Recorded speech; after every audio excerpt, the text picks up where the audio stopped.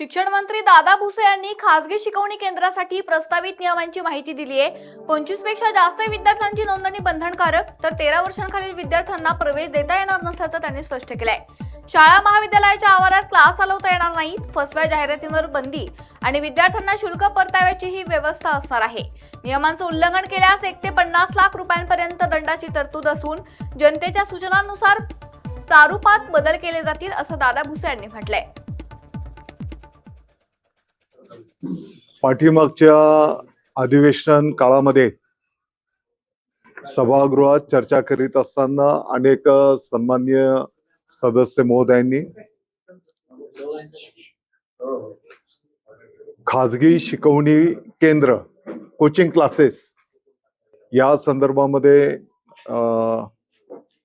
चर्चा झालेली आणि त्या अनुषंगाने महाराष्ट्र शासनाच्या माध्यमातून या संदर्भात कायदा करण्याचं काम, त्याचं प्रारूप तयार करण्याचं काम आता प्रगतीपथावर आहे। साधारणपणे खाजगी शिकवणी केंद्र कोचिंग क्लासेस तर याचं एक प्रारूप तयार करून जनतेच्या मतांच्यासाठी, त्यांच्या विचारांच्यासाठी ते टाकण्यात आलेलं आहे। या प्रारूपामध्ये प्रामुख्याने सर्वसाधारणपणे त्या कोचिंग क्लासेसची नोंदणी करणं अपेक्षित आहे। किमान 25च्या पुढे विद्यार्थी